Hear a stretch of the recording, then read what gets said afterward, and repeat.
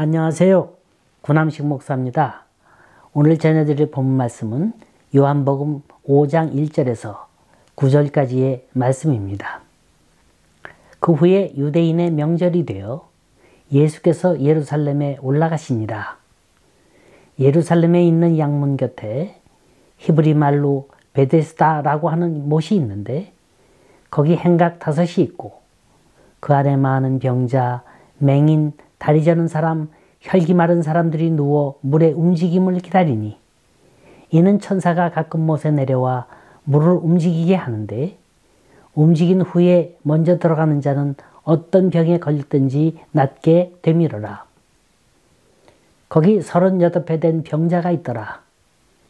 예수께서 그 누운 것을 보시고 병이 벌써 오래된 줄 아시고 이르시되 내가 낫고자 하느냐. 병자가 대답하되 주여 물이 움직일 때에 나를 못에 넣어주는 사람이 없어 내가 가는 동안에 다른 사람이 먼저 내려가나이다. 예수께서 이르시되 일어나 내 자리를 들고 걸어가라 하시니 그 사람이 곧 나아서 자리를 들고 걸어가니라. 이날은 안식일이니.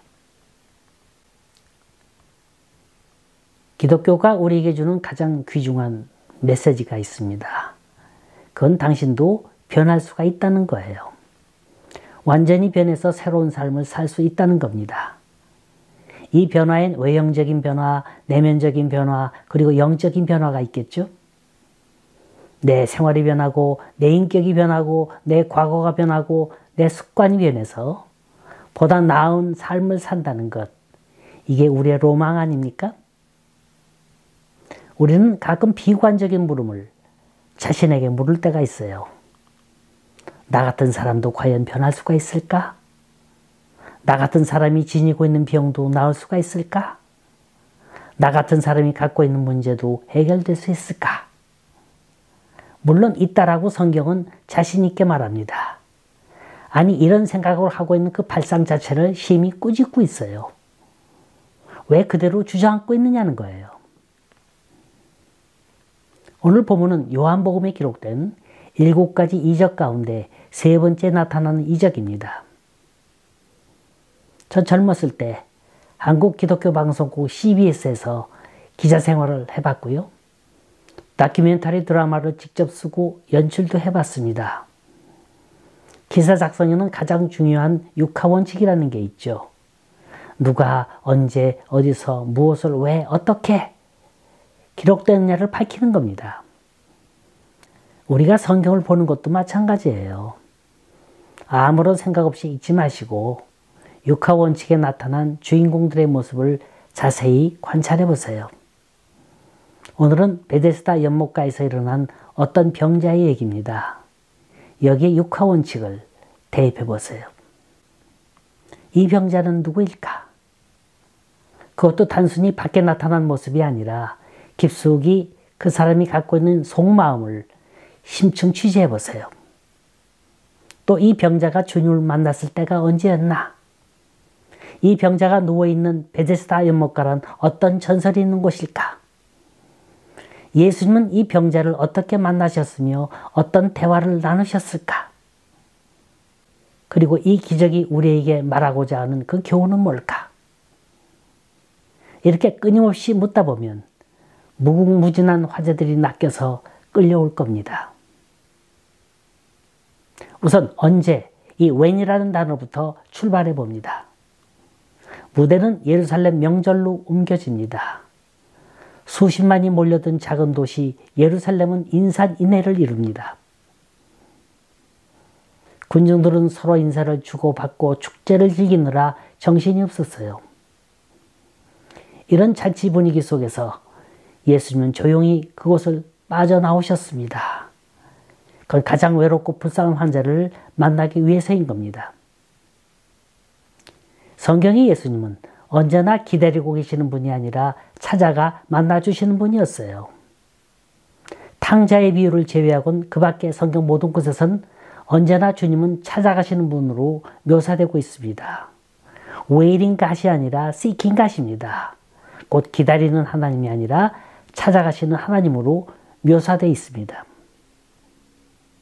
자, 이번에는 where, 장소입니다.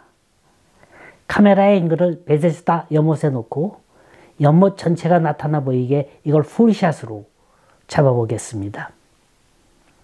멀리서 보는 거예요. 참으로 신비의 연못입니다. 대대로 내려오는 전설의 연못입니다. 우선 베데스다라는 이름이 지닌 뜻부터 설명해야 할 필요가 있습니다. 베데스다라는 말은 한 단어가 아니에요. 두 단어가 하나로 합쳐진 말입니다. 벳이라는 말과 에스다라는 말이 합쳐진 거예요. 히라바에서 벳은 집이라는 뜻이 있고요. 에스다란 은혜, 자비라는 뜻이 있습니다. 그러니까 베데스다는 자비의 집, 은혜의 집이라는 뜻이죠. 그런데 이 베데스다 연못에 특별한 전설이 있었습니다. 여러분 한번 성경을 펼쳐보세요. 3절 후반부에서부터 4절 끝날 때까지 괄호로 쳐 있을 거예요. 이 부분은 원래 성경 원어에는 없었어요. 그런데 괄호 안에 말을 추가하지 않으면 안 되는 그 이유가 있습니다. 그건 본문의 의미가 잘 전달되지 않을까 봐 고대 교부 때부터 삽입해 놓은 거랍니다. 그러니까 이 말은 사실이 아니고 전설 속의 얘기라는 거죠.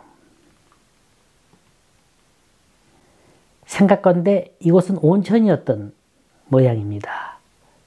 한 번씩 쿨컥쿨컥하고 온천이 솟구치면 천사들이 물을 움직이게 한 것이라고 생각했던 모양이에요.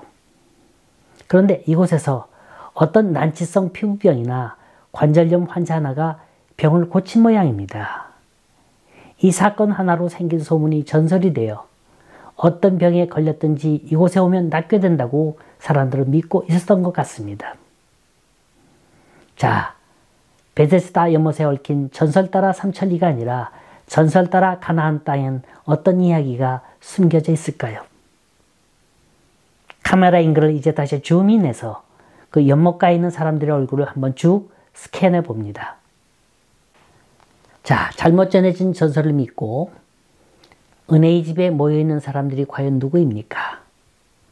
고관 대작들이 아니라 난치병 환자들이 모여 있었어요. 그들이 누군가 그 모습들을 한번 살펴보세요. 3절에 보니까 많은 병자, 소경, 절뚝발이, 혈기 마른 자들이라 이렇게 소개하고 있습니다. 한마디로 한결같이 중증 장애인들이에요. 혼자선 거동이 불편한 사람들입니다. 얼마나 난센스입니까? 베데스다가 은혜의 집이다 그랬죠? 은혜란 아무 대가나 노력이 없이도 주어지는 선물이에요. 그게 은혜예요. 그런데 이들은 은혜의 집에 와서도 그 은혜의 혜택을 받지 못하고 있다는 겁니다. 그 이유는 물이 동할 때 먼저 들어가야 된다는 거예요. 생각해 보세요. 물이 동할 때 재빨리 몸을 날려 들어갈 수 있는 사람은 물에 들어갈 필요가 없는 사람입니다. 물이 동할 때 1등으로 들어가 금메달을 목에 걸 수 있는 사람은 이미 건강한 사람이에요. 그런데 본문이 언급하고 있는 환자는 세 종류로 압축해 볼 수 있습니다. 시각장애자, 다리 저는 사람들, 중풍병자입니다. 자, 안 못 보는 사람이 어떻게 물이 움직이는 걸 볼 수 있겠습니까? 다리 못 쓰는 사람이 주섬주섬 일어나다 보면 이미 몇 사람은 물 가운데서 수영을 하고 있어요. 또 중풍병자는 걸리기는 틀렸고요. 몸을 뒹굴뒹굴 굴리다 보면 이미 다른 사람들은 그 연못으로 들어가 몸을 담그고 나올 때는 수건으로 몸을 닦고 있습니다. 자, 이걸 부러운 모습으로 바라보는 세 종류의 중증 장애자들. 이들은 과연 무슨 생각을 하고 있을까요? 내가 먼저 들어가기만 하면 나도 나올 수 있을 텐데 마음은 원이로되 육신이 약하여. 이것이 전설의 연못이 가져다주는 비극인 겁니다. 이 얼마나 은혜의 집에 어울리지 않는 우스꽝스러운 모습입니까? 여기 모여있는 난치병 환자들은 당시 유대인의 정신적 상태를 상징하고 있는 거예요. 뿐만 아니라 오늘날 교회에서 모여서 예배드리고 있는 우리 신앙인의 영적 상태를 지적하고 있는 겁니다. 이건 그들의 얘기가 아니라 바로 내 얘기, 우리들의 얘기라는 거예요. 자, 이번엔 카메라 앵글을 클로즈업해서 투샷을 잡겠습니다. 예수님과 38년 된 병자, 이 두 사람의 모습입니다. 왜 하필이면 38년일까요? 이 38년에 대한 숨은 뜻은 없을까요? 찾아봤죠. 벵갈이라는 주석가에 의하면 여기서 38년이란 이스라엘 사람들이 실제 광야 생활을 한 횟수를 가리키는 말이다 그럽니다. 원래는 40년이잖아요. 광야 생활 40년 가운데 애굽을 떠나는 해와 가나안에 도착하는 해를 제외하면 그게 38년이 됩니다. 이 38년 동안은 그들은 뭘 했나요? 마냥 헤맨 거예요. 지치고 때로는 포기하면서 제자리 걸음을 했습니다. 그렇다고 해서 그들이 가나안에 들어갔습니까? 못 들어갔어요. 여호수아와 갈렙을 제외한 이민 1세들은 모두 다 죽고 말았습니다. 그런데 그 38년 된 병자를 향해서 예수님이 하신 말씀이 뭡니까? 네가 낫고자 하느냐? 이 말은 너희들이 정말로 가나안 땅으로 가기를 원하느냐 하는 말과 똑같은 거예요.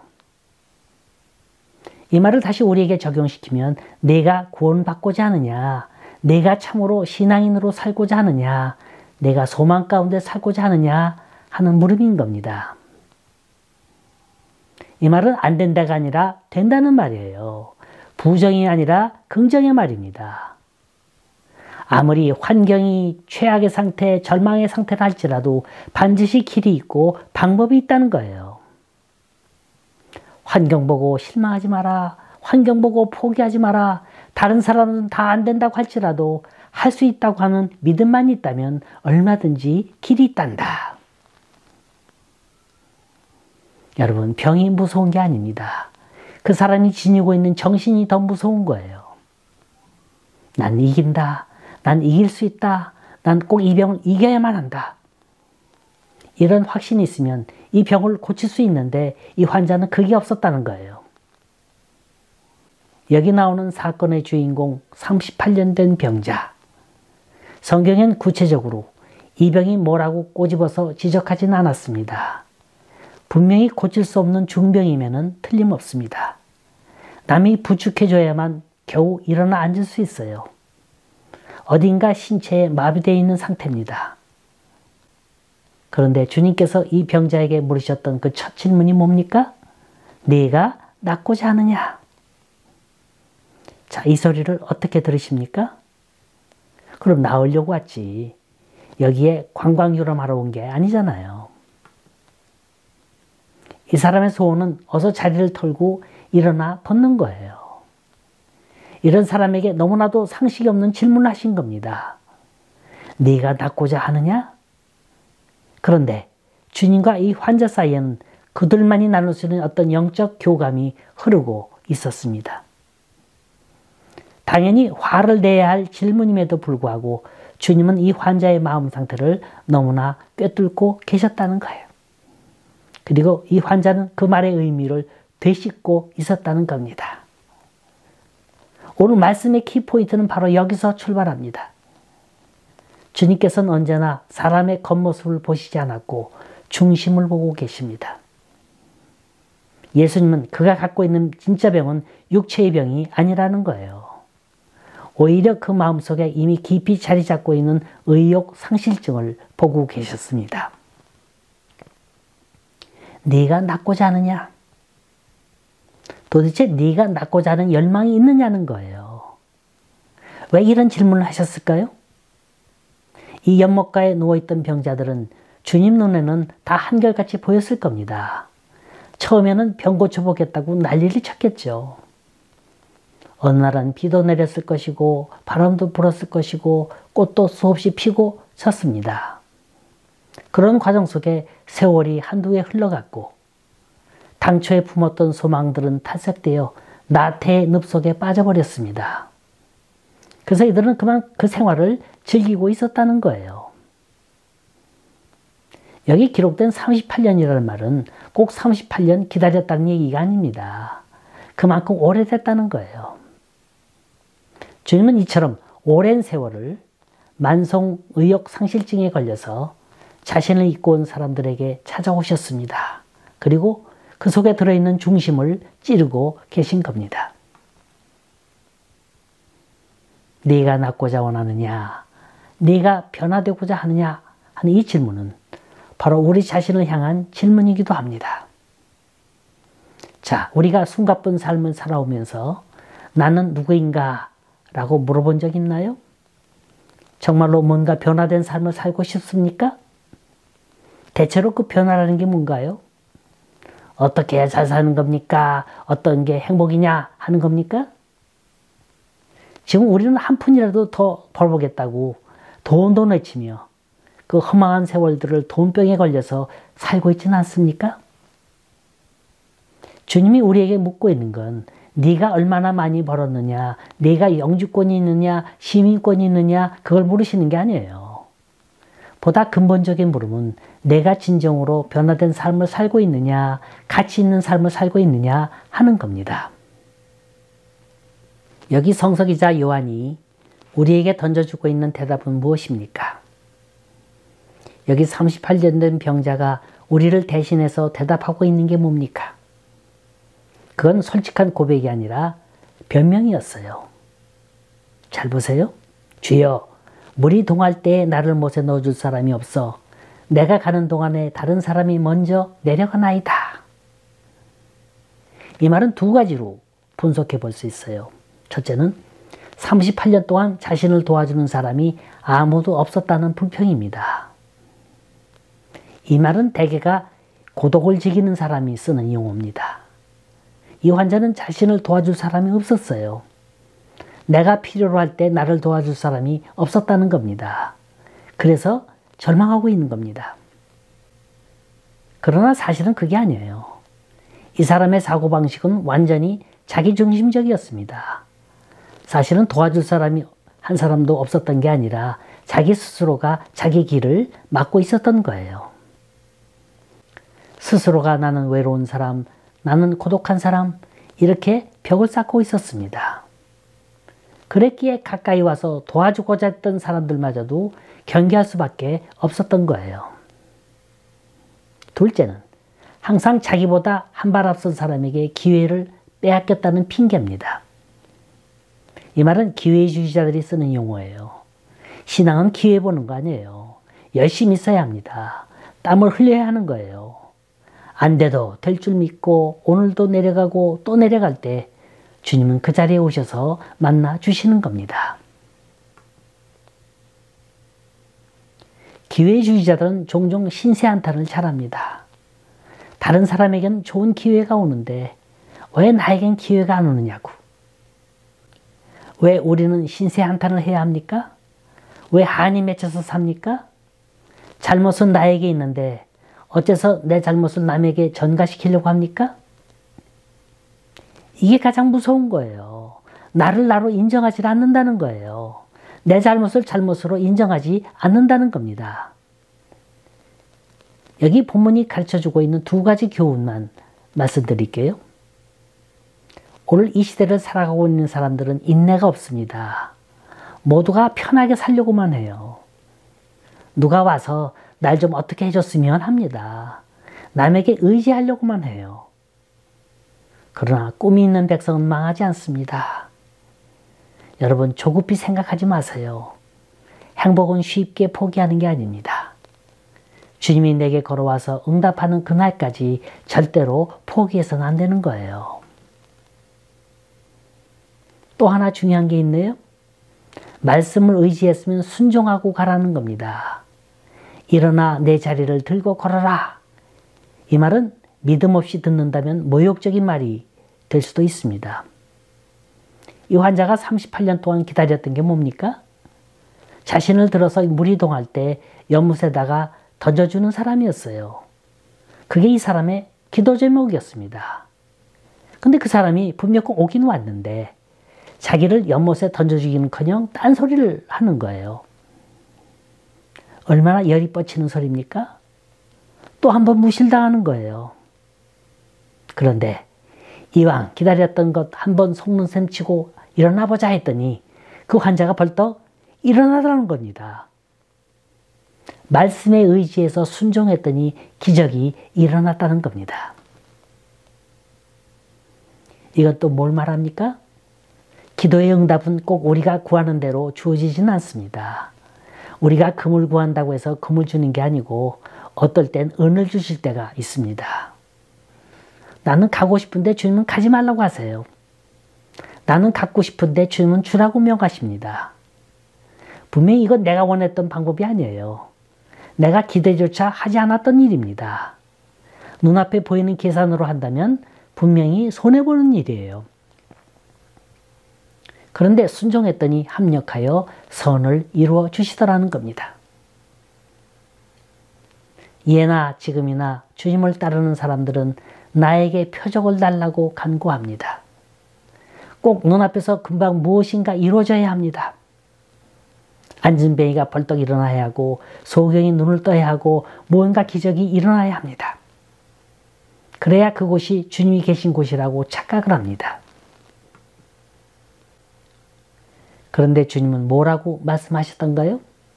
표적을 구하지 말고 거듭나라 하셨습니다. 우리가 받을 자세만 돼 있다면 얼마든지 물 붓듯이 부어주시는 주님인 줄 믿으시기 바랍니다. 먼저 우린 영적인 눈이 떠야 돼요. 하나님이 뭘 원하시고 계시는지 지혜를 간구해야 합니다. 그리고 기다려야 돼요. 끊임없이 노력해야 합니다. 가만히 보면요. 우린 지금 물이 동할 때를 기다리면서 옆문만 쳐다보고 있는 환자 같아요. 정작 주님은 우리 곁에 찾아오고 계시는데 세상에 고정된 그 눈 때문에 주님을 못 보고 있는 겁니다. 내 자신은 하나도 거듭나 있지 않으면서 하나님의 살아계신 표적만 찾습니다. 또 조급해하기는 얼마나 합니까? 38년이 뭐예요? 1, 2년도 기다리기 힘들어합니다.